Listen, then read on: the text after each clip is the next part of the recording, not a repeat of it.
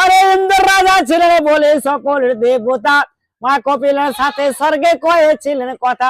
স্বর্গে ছিল মা কপিলা, কলিতে মরতে আলোককে, নরলোক জীবনে লেগে মহাদেব এনেছে। শিব নিন্দা করো না মাগো, শিবের করো সেবা, ইন্দ্র পদে দিতে পারলে ধনে করে রাজা। গরু লাড়ো গরু ছাড়ো, ও মা গরু বড় জোন, যার ঘরে গরু নাই মা বিঠাই জীবন। গরু সেবা করেন বলে করেন ঘরে ঘরে, গরু সেবা করলে সেজন্য দুধে ভাতে খাবে। চাল কলাই ভাজা বলে গইলে বসে খাই, গুটি গুটি বসন্ত মা গরুর গায়ে হয়। ভাদ্র মাসের পাকা তাল গইলে ভেঙে খাবে, মাঠে মরে হালের গরু ঘরে মরে গাই। পান খেয়ে চুল খুলে ও মা গইলে পা দিবি, টাংরা পেলে হয়ে গরুর বাছুর মারা যাবে। শনি মঙ্গলবারে মা গো গোবর বিলি করে, ঘরের লক্ষ্মী ছেড়ে মাথার অন্য ধারে যাবে।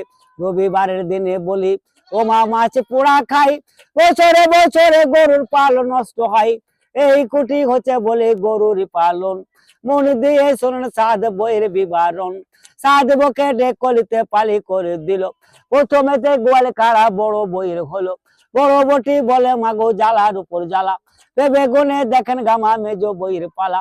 মেজো বসে জব মিলে ও মা চালে ধুতে যেত, চারে পারে তাকে বোমা খাবার চেড়ে খেত। আরো একটা বছর মা গো মরি ঝুমুরি, মাথাতে তার চুল নাই পেছে পাছে দড়ি। আরো একটা বছর তবে কপাটে রিয়াড়ে, লম্প মেরে জম্প মারে বড় ভাসুরের ঘাড়ে। এসো এসো ছোট বটি তবে কুলেরি নন্দন, তোই থেকে হয়ে কিছু গৃহস্থলীর পালন। পরিধানী করিতে দিল দ্রব্য পাটের শাড়ি, কলকারিতে দিল গয়লা ঝাঁটা আরে ঝুড়ি। ও মরি ঝুমুরি শব্দে গইলে দিল পা, খিজ গোবর দেখে বইরে জ্বলে গেল গা। সুবুদ্ধির বটি মাগো কুবুদ্ধি ঘটিল, উল্টো ঝাঁটার বাড়ি তবে গাভীকে মারিল। 9 মাসে কার গর্ব ছিল খসিয়া পড়িল, কান্দিতে কান্দিতে পাহাড় অন্য ধারে গেল। ভালোই হলো শ্বশুর বাড়ির তবে পাল ঘুচে গেল, চালের মাথা ধরে বোমা নাচিতে না গেল। চোখ ছিল না মাথা পিতার চোখ ছিল না ভের, দেখে শুনে বিয়ে দিল গরুওয়ালার ঘরে। মা বাবাই যদি আমার গরিবর বিয়ে দিত, সোনার অলঙ্কারে গোবর না লাগিত। দই দন বিছে মাগো আসছে নীলবতী, তার কাছে বিদায় নিচ্ছে নীলের ভগবতী। তোমাদের এই ছোট বটি কুলেরি নন্দন, মেরেছে ঝাঁটার বাড়ি ভেঙেছে পাজর। সেই কথা শুন কপিলা চরণে ধরিল, তো চলো কপিলা তুমি ফিরে চলো বাড়ি। তোমার সাকের বোমাকে দেবো নর বলি, লাপিত ডাকিয়া বইয়ের কেস মুড়া গেল। জাল্লাদ ডাকিয়ে বকে বলি দানো দিল, হাতের 10 আঙুল কেটে সলিতে পাকালো। মাথার কপুসি কেটে পদিম গড়িল, চোখ দুটো তুলে বইয়ের গঙ্গা জলে দিল। জীবিটকে কেটে সেদিন কলার পাতে তুলো, আর গড়ে বইয়ের দেবে দুনা। সেই ছোটবেলাতে দেখেছি, মানে আমাদের এই গ্রামে প্রায় 2008-9 লাস্ট তখন দেখে গেছি। আজকে আবার দেখলাম এই পট খেলা। সেই ছোটবেলাকার দিনগুলো মনে করিয়ে দেওয়ার জন্য তোমাকে অসংখ্য ধন্যবাদ। হ্যাঁ, তখনকার দেখা আর আজকে আবার দেখছি। তবে তোমার বাড়ি কোথায়? আমার বাড়ি ইটাগড়িয়া। ইটাগড়িয়া মানে সাইথিয়ার দিকে? না, শিউড়ি থানা ইটাগড়িয়া। আচ্ছা, শিউড়ি থানা ইটাগড়িয়া। এক সময় আমরা যখন ছোট ছিলাম, আমাদের এই যে তুমি এখন খেলাটা দেখাইলে, দেখতে পেলে আশেপাশে কোনো লোকজন প্রায় নাই বললেও চলে।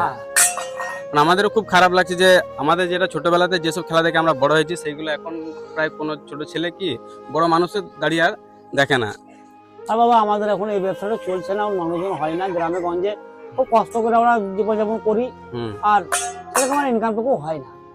মানে তুমি মানে তোমার ইনকাম এটা থেকে ইনকাম, আলাদা কোনো কাজ বাজ কিছু করো না? না, অন্য কিছু করি না, খেলা করি, বাড়িতে এরকম ছবি টবি আঁকা করি, এগুলো করি। আচ্ছা আচ্ছা, এই ছবিগুলো তোমরা নিজে আঁকো তো? হ্যাঁ, আমাদের নিজের আঁকা আছে। হ্যাঁ, এগুলো সব আমাদের আছে বাড়িতে এইসব সব ছবি হ্যাঁ নিজে রাখা? আর ছেলেমেয়েরা সব বসে এক জায়গায় বসে আমরা এগুলো আঁকি।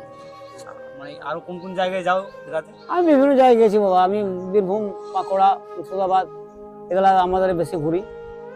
কলের ফিল্ডেও যাই মাঝে মাঝে, সব দেশেই যাই। কিন্তু এখন আগে যেরকম আগ্রহ ছিল, এখন মানুষের আকর্ষণ নয়, আর আগ্রহ মানে দেখার কোনো ই নেই, ইচ্ছা নাই। না মানে বলে এখন মানুষের কোনো ই নেই। এখন দেখো তুমি হয়তো জানো না, তুমি হয়তো এইসব নিয়ে ব্যস্ত থাকো, কিন্তু এখন হয়ে গেছে না গোটা মোবাইলের যুগ, রিলসের যুগ, ঠিক আছে? মানে মোবাইলের যুগে এইগুলো এখন প্রায় দবকে গেছে।